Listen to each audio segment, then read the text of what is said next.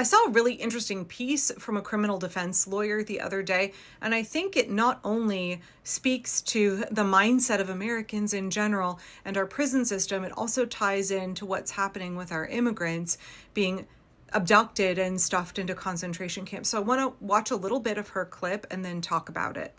I've noticed a few interesting things as someone who practices criminal defense, okay? So let's start here. I have a client, and he is a pretty high-level drug dealer. He's in trouble in the federal system.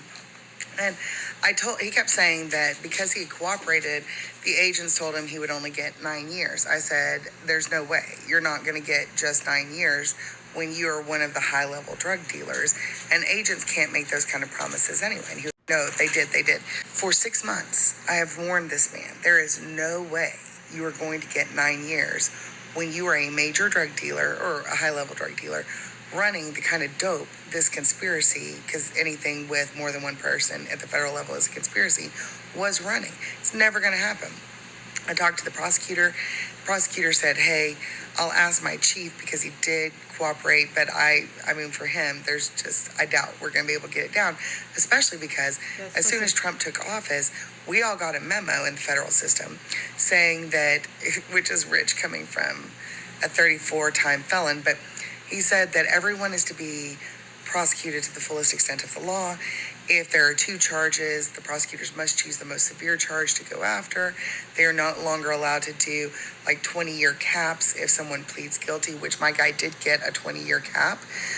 They're not allowed to do any sort of downward variances for cooperation, and that's what this guy was looking for, was, a downward variance. So you notice there, she said that the Trump DOJ has been instructed to prosecute to the fullest extent. They are looking for maximum sentences for everybody. Now, I think this speaks very much to what we see in evangelical MAGA right-wing culture. This desire for retribution, for maximum punishment and suffering, for not just maximum, but like outsized, extreme, extravagant punishment. Like, you look at our Constitution and see how we need to be protected from cruel and unusual punishment. Yeah, it's the folks who are running the show now who are the ones who really love the idea of cruel and unusual and outsized punishment. They are the folks that the Constitution seeks to protect us from. I've talked about this a lot over the years when I talk about the fact that we're non-authoritarian parents, and authoritarian parenting creates a dynamic that's all about coercion, control, and also definitely about punishment. It's about wanting the child to suffer for the ways that they are disobedient and naughty, rather than trying to teach them how to regulate and function. And we see that kind of mindset carry up as those children are indoctrinated. They're raised in that situation where they believe the response to any way that they step out of line is this very exaggerated punishment. Right, it's all about punishment. It's all about inflicting pain. It's all about someone who's bigger and stronger and in control, making you suffer for the thing that you have done or the thing they perceive that you have done. I made a video on this a while back. I think it's pinned at the top of my TikTok about how authoritarian parenting contributes to fascism. Authoritarian parenting contributed to the rise of the Nazis in Germany, and it absolutely is something that has been more and more pervasive in our society for the last 30 years and has helped bring us to this point. When folks are raised with authoritarian parenting, when they view their relationship, an adult views their relationship with children as one of coercion and control, one of dominance and obedience, one about power and submission, one about retribution and punishment, you create an entire society that is just primed for authoritarianism. I also made a video a couple of weeks ago about how MAGA Christians are no longer a religion that's about grace and trying to, live a sacrificial Christ-like life, but instead they are a religion entirely about grievance, retribution, and power. And all of that makes a lot of sense when we are seeing the Donald Trump's DOJ saying we want maximum punishments. There's no ability here to understand that people who are in the prison system are human beings. There's no ability to have any nuance. It's just maximum punishment across the board.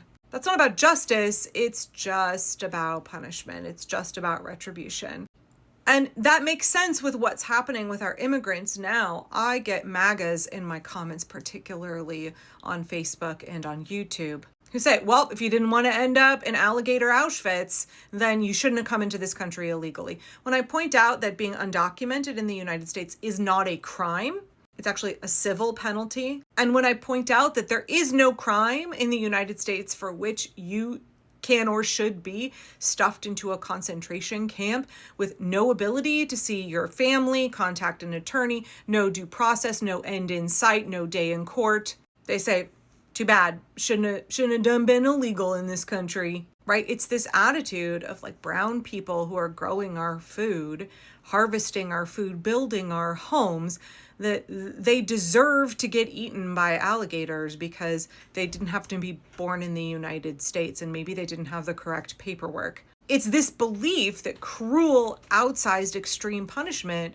for very minor infractions is totally acceptable. Right, and that makes sense in evangelical culture where they think that children should be beaten with plumbing line or a paddle for like having their own opinions and disagreeing with adults. But it goes even one step further than that because we know that prisons are big business. The Sentencing Project says about 8% of incarcerated Americans are in private for-profit prisons. There are a lot of men making a lot of money running for-profit prisons. In Alaska, Arizona, Hawaii, New Mexico, and Tennessee, between 20 and 40% of the incarcerated population reside in for-profit prisons. Those are for-profit private businesses that have big, fat government contracts to keep people incarcerated. And the longer somebody is sentenced to prison, the more money they make. And doesn't that sound very similar to the concentration camps that are being run by Core Civic and Geo Group? Two corporations, for-profit businesses. Now, they're both publicly traded. You can go buy stocks for Core Civic and Geo Group. And I do think there's some potential there. I know that most of their money is from government contracts, is taking our tax dollars. But I do feel like any publicly traded company, there's the potential to leverage somehow. Somebody, that's above my pay grade, but somebody else can tackle that. These businesses have billions and billions in contracts to get our taxpayer dollars to keep people imprisoned in concentration camps and gulags, where they face pretty horrific conditions. Because anyway, the Core Civic and Geo Group can cut corners. That's the way they can increase their profit margin. And as publicly traded companies, they are beholden to their shareholders. They have to have those quarterly profits up. So the priority is not care for immigrants who are being kidnapped and stuffed into those facilities. The priority is how do we make as much money as possible? And it's very similar for the private for-profit prison system. According to prisonpolicy.org, incarcerating people is big business in the US, right? We incarcerate a larger percentage of our population than just about any other country. There are more than 2 million Americans right now that are in more than 1,500 state prisons, 98 federal prisons, more than 3,000 local jails, and more than 1,200 juvenile correction facilities.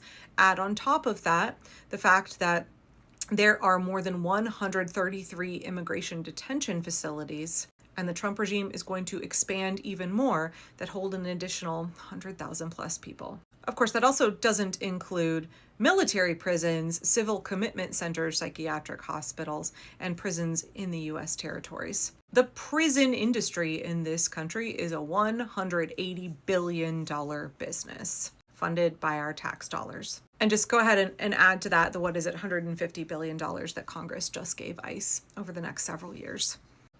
I mean, MAGA has made me question my position on prison abolition, but absolutely we need reform of the prison system. When you have profit as a motivator, when you have an evangelical Christo-fascist worldview that is all about extreme punishment, inflicting suffering, a desire for maximum retribution, this is what you get in the land of the free and the home of the brave. Also, real quick at the end here, that attorney said her client and many others who are MAGA supporters, they still believe that Donald Trump is going to come in and pardon them for their crimes.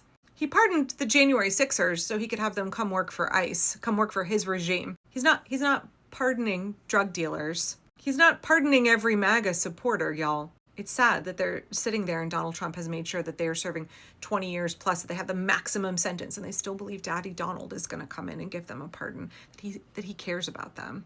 What we are seeing with MAGA is just an amplification of what has been here for a long time. And my hope is that we can work to build something entirely different after all of this is over, like an actual justice system.